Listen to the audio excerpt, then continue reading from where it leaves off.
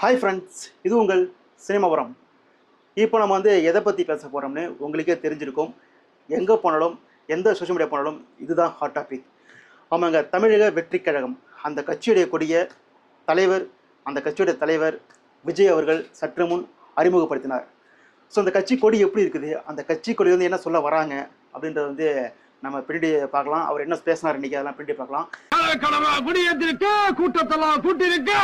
First of all Vijay சாருக்கு ஒரு salute. ஏன்னா எதுக்காக கேட்டிங்கன்னா, தமிழ் சினிமாவில் இந்த டாப் ஹீரோக்கள்னு எடுத்துக்கிட்டிங்கன்னா ஒரு 3 பேர் தான். Rajini sir, Ajith sir, Vijay sir, 3 பேர் தான். இந்த 3 பேரில் 3 பேருமே ஈக்குவலாக போயிட்டுருக்காங்க.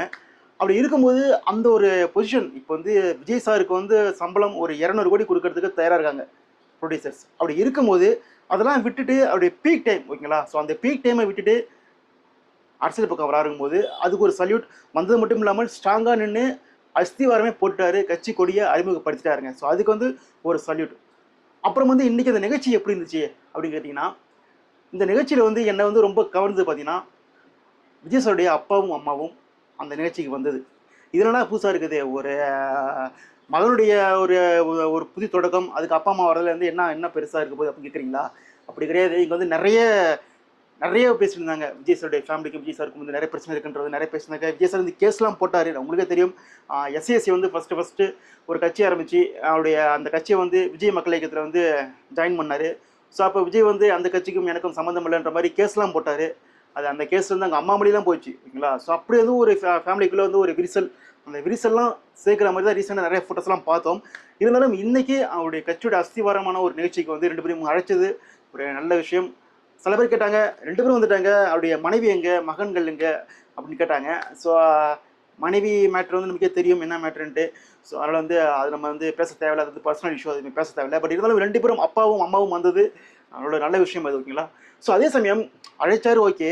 பட் அவரை உட்கார வச்ச இடம் இருக்குல்ல, ஸோ அது கொஞ்சம் உறுத்தலாக இருந்துச்சு எனக்கு. என்ன ரீசன் கேட்டிங்கன்னா, இப்போ ஃபஸ்ட் இருக்கையில் பார்த்தீங்கன்னா விஜய் சார் இருக்கிறாரு, பக்கத்தில் புசி ஆனந்த், அப்புறமா அந்த கட்சியோடைய உறுப்பினர்கள்லாம் உட்காந்துருக்காங்க. பின்னாடி எஸ்ஏசி சோபாமாலாம் உட்காந்துருக்காங்க. ஸோ அது கொஞ்சம் பக்கத்தில் கூட உட்கார தேவையில்ல, கொஞ்சம் முன்வரிசையில் கொஞ்சம் சீட் போட்டு ஸோ அதில் உட்கார வச்சுருந்துருக்கலாம். எதுக்கான்னு கேட்டிங்கன்னா, நீங்கள் ஒரு புதிய வாழ்க்கையை தொடங்குறீங்க, அதுக்கு அஸ்திவாரம் நீங்கள் தான் பண்ணுறீங்க. உங்களுடைய முதல் தெய்வமே பார்த்தீங்கன்னா உங்கள் அப்பா அம்மா தான். அப்படி இருக்கும்போது அவங்கள பின்னாடி உட்கார வச்சுட்டு முன்னாடி உங்கள் கட்சி உறுப்பினர்களை உட்கார வச்சது கொஞ்சம் முறுத்தலாக இருந்துச்சு. பட் அவர் என்ன திங்க் பண்ணுறலாம் கேட்டிங்கன்னா, அப்படி உட்கார வச்சா என்ன சொல்லுவாங்க, பார்த்தீங்களா இவரும் குடும்ப அரசியல் பண்ண போகிறாரு அப்படின்னு பேசுவாங்க.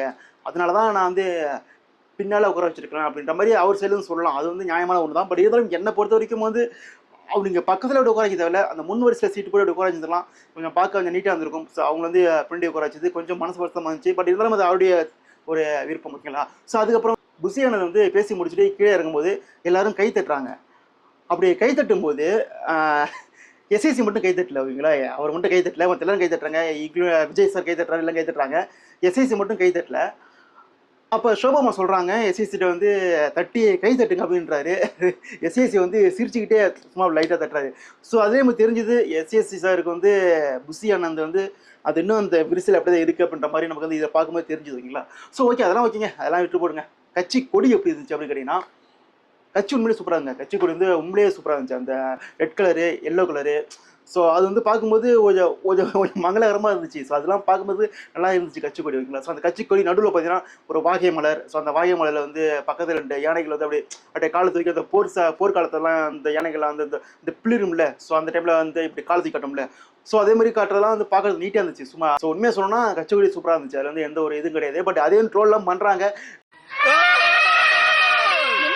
பயப்படாதீங்க மேடம், அண்ணன் யார் தெரியுமா? சும்மா சொலட்டி அடிக்கிற யானை. நீ நினைக்கிற மாதிரி சாதா யானை அல்ல, மத யானை. ஃபெவிகால்ல இப்படி தாண்டா இருக்கும் அப்படின்ற மாதிரி போட்டு ட்ரோலாம் பண்ணிட்டு இருக்காங்க. ட்ரோல் பண்ணுவாங்க தான், நம்ம இல்லைன்னு சொல்லக்கூடாது, ட்ரோல் பண்ணிட்டு இருப்பாங்க தான். ஸோ நம்ம மறுக்கவே முடியாதுங்களா. பட் இருந்தாலும் அந்த கட்சி கொடி நல்லா இருந்துச்சு பார்க்கறதுக்கு. அதுக்கு என்ன அர்த்தம் அப்படின்னு கேட்டிங்கன்னா, விஜய் சார் பேசும்போது சொன்னார், அந்த கட்சி கொடிலாம் ஏற்றி முடிச்சுட்டு அந்த பாட்டெல்லாம் ரிலீஸ் பண்ணது அப்புறம் விஜய் சார் பேசும்போது சொன்னார், இந்த கட்சி கொடிக்கு என்ன அர்த்தம் அப்படின்றத நான் மாநாட்டில் சொல்கிறேன்.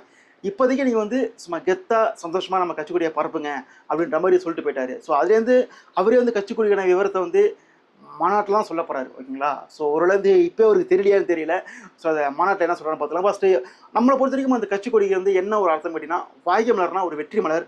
அதுக்கப்புறம் தமிழர்கள் வந்து பண்டைய காலங்களில் வந்து போர் தொடுக்கும்போது அதிகமாக வந்து உபயோகப்படுத்தினது யானை தான், ஓகேங்களா? யானைப்படை தான். ஸோ வந்து நம்மளுடைய நிறைய வெற்றிக்கு காரணமாக இருந்தது யானை தான். அந்த பழைய அரசர்களுடைய வெற்றிக்கு வந்து பெரிய காரணமாக வந்து தமிழுடைய வெற்றி காரணமாக இருந்தது யானைப்படை தான். ஸோ அது குறிக்கும் வழி தான் பார்த்தீங்கன்னா அந்த யானையுடைய அந்த பாட்டு ஒன்று ரிலீஸ் பண்ணியிருந்தாங்க. அந்த பாட்டோட பார்த்தீங்கன்னா இந்த போர் சண்டைலாம் போட்டு அந்த யானை இந்த பிளிர்களது, ஸோ அதெல்லாம் போட்டுருந்தாங்க. ஸோ வந்து அதான் ஒரு வெற்றிக்கான ஒரு ஃபுல் ஒரு வெற்றி மலர், ஒரு வெற்றி அந்த விலங்கு, ஸோ இதெல்லாம் போட்டு ஒரு ஃபுல் அண்ட் ஃபுல் மங்களகரமாக ஒரு கொடி போட்டு ஒரு பாசிட்டிவ் வைப்பில் அந்த கொடி ரெடி பண்ணிருக்காங்க நம்ம தோணுதுங்க, ஓகேங்களா? ஸோ அதுக்கப்புறம் வந்து ஒரு பாட்டு ஒன்று ரிலீஸ் பண்ணிருந்தாங்க. அது வந்து தலைவன் கொடி, தமிழின் கொடி பறக்குது, தலைவன் யுகம் பிறக்குது அப்படின்ற மாதிரி பாட்டு போட்டிருந்தாங்க தமிழ் மியூசிக்கில். ஸோ அந்த பாட்டு கேட்கும்போது லிரிக்ஸ் வந்து விவேக் தான் எழுதியிருக்கிறாரு. ஸோ அது ஓகே தான், பட் லிரிக்ஸ்லாம் நல்லா இருந்துச்சு கேட்குறதுக்கு. பட் இருந்தாலும் பாட்டுங்க வந்து ஒரு கிளியராக இல்லை. அது வாய்ஸ் வந்து ஒரு கிளியர் கட்டாக அவர் இல்லை. அது வந்து ஏதோ ஒரு பானைகளை உட்காந்து பாடுற மாதிரி இருந்துச்சு. அதுக்கு என்ன ரீசன் கேட்டிங்கன்னா, தமன் யூஸ் பண்ணுற சவுண்ட் மியூசிக் இப்படி தான் இருக்கும். அவர் படங்களில் பார்த்தீங்கன்னா எல்லா படத்துலையும் பாட்டு வந்து இதை பானைக்குள்ளே உட்காந்துட்டு பாடுற மாதிரி தான் அந்த சவுண்ட் மியூசிக் தான் போடுவார். ஸோ அதே இதில் போட்டிருக்காரு. இந்த பாட்டை நீங்கள் வந்து வேறு யார்ட்டாச்சும் நீங்கள் வந்து ஒரு ஏஆர் ரஹ்மான் சட்டை கொடுத்துருக்கலாம், எவ்வளோ காசு கட்டாலும் பரவாயில்ல, ஏஆர் ரஹ்மான் சட்டை கொடுத்துருந்தா ஸோ அந்த வரிகளுக்கு மாசாக ஒரு சாங் போட்டு சும்மா கிளியர் கட்டாக அது நிச்சயம் நீட்டாக இருந்திருக்கும். தமன் போட்டது மியூசிக்லாம் கூட அப்படியே அந்த பானைக்குள்ளே போட்டு பாடுற மாதிரியே இருக்குது. அது கிளியராக இருந்துச்சுன்னா நிச்சயம் வந்து ஒரு சம சாங்கு, நல்ல ஒரு கூஸ்பம் சாங்ஸ் தான். பட் இருந்தாலும் அந்த பாட்டு வந்து கிளியர் வாய்ஸாக இல்லாதது கொஞ்சம் மனசு வருத்தமாக இருக்குதுங்க, ஓகேங்களா? ஸோ அந்த பாட்டு பார்க்குறதுக்கு விஷுவலாக செம்மையாக இருந்துச்சுங்க. கட்சி கொடி வந்து நிறைய இடத்துல அந்த ஒரு பசங்க வந்து இப்படி எழுதும்போது அந்த எழுதுகிற நோட்டில் அந்த கட்சி கொடி இருக்கிறது, ஒரு பூக்கர் அம்மா வந்து அப்படியே பூ வைக்கிற இடத்துல அந்த பூக்கடைக்கு எதிர்க்க கட்சி கொடி தொங்குறது. ஸோ இது மாதிரி நிறைய இடத்துல கட்சி கொடி எங்கெங்கெல்லாம் பார்க்க முடியுமோ அங்கெல்லாம் பார்ப்புங்கிற மாதிரி வந்து அப்படி போட்டு ஒரு பாட்டு போட்டு வச்சுருந்தாங்க. ஸோ பாட்டு நீட்டாக இருந்துச்சு. ஸோ மொத்தத்தில் பார்த்தீங்கன்னா வந்து இந்த கட்சிக்கொடியுடைய விழா வந்து ஒரு பாசிட்டிவ் வைப்பாக முடிஞ்சிருக்குதுங்க. ஸோ இதில் வந்து எந்த ஒரு குறையும் அதிகமாக கிடையாது. நான் சொன்ன மாதிரியே அந்த முன்வரிசையில் குறை சொல்லலாம், எஸ்எஸ்சியும் சோபாமையும். ஸோ அது ஒரு சின்ன குறை என்னை பொறுத்த வரைக்கும். அதுக்கப்புறம் தமிழ் மியூசிக்கில் வந்து கொஞ்சம் சேஞ்ச் பண்ணிருக்கலாம். ஸோ அது ஒரு சின்ன குறை. மற்றபடி மொத்தத்தில் வந்து ஒரு நல்ல ஒரு பாசிட்டிவ் வைப் தான் இந்த விழா. அதில் வந்து எந்த ஒரு மாற்று கருத்தும் கிடையாது, ஓகேங்களா? ஸோ ஃபஸ்ட்டு மாநாடு வந்து நெக்ஸ்ட் மந்த் பிளான் பண்ணுறாங்க நினைக்கிறேன். ஏமா வந்து அந்த கோட் படம் ரிலீஸ்க்கு அப்புறம் பிளான் பண்ணுவாங்க. ஏன்னா இப்போ நீங்கள் வந்து மாநாடு வச்சு நிறைய பேசிட்டு அப்புறம் கோட் படத்தை வந்து முடிச்சு விட்ருவாங்க. ஸோ அதனால் வந்து இந்த கோட் படம் இப்போ எதுக்காக வந்து இந்த கட்சிக்கொடியே வந்து ரிலீஸ் பண்ணிருக்காங்கன்னா, கோட் படம் பார்க்கும்போது இந்த கட்சிக்கொடி தான் நிறைய இடத்துல இருக்கணும், அப்படியே தியேட்டர் ஃபுல்லாக அந்த கட்சிக்கொடியாக இருக்கணும். ஸோ அதுக்காக தான் பார்த்தீங்கன்னா இந்த கட்சிக்கொடி ரிலீஸ் பண்ணிருக்காங்க. ஏன்னா வந்து நிறைய பேர் வந்து படம் பார்க்க வருவாங்க. ஸோ அப்போ வந்து அந்த கட்சிக்கொடி வந்து ஈஸியாக வந்து நிறைய வந்து ஸ்ப்ரெட் ஆகுன்றதால தான் இந்த கட்சிக்கொடி இப்போ அறிமுகப்படுத்திருக்காங்க. ஆனால் மாநாடு வச்சு இப்போ பேசிட்டா அப்புறம் கோட் படம் தியேட்டருக்கே வராதுன்றதால கோட் படம் முடிட்டோம் அப்புறம் வச்சுக்கிறேன்டான்ற மாதிரி வந்து பிளான் பண்ணிருக்காங்க போல இருக்குது. ஸோ நெக்ஸ்ட் மந்த் மாநாடு வந்து ஒரு கிராண்டாக பிளான் பண்ணிருக்காங்க. ஸோ அதில் வந்து நிறைய பேச போகிறாரு விஜய் சார். ஸோ அதை நம்ம வந்து பேசலாம். ஸோ மொத்தத்தில் இந்த விழா ஒரு பாசிட்டிவ் வைப். ஸோ நீங்கள் சொல்லுங்கள் இந்த கட்சிக்கொடி எப்படி இருந்துச்சு, நீங்கள் கமெண்ட் பண்ணுங்கள். மீண்டும் ஒரு வீடியோ சந்திக்கிறேன். Tata, bye bye.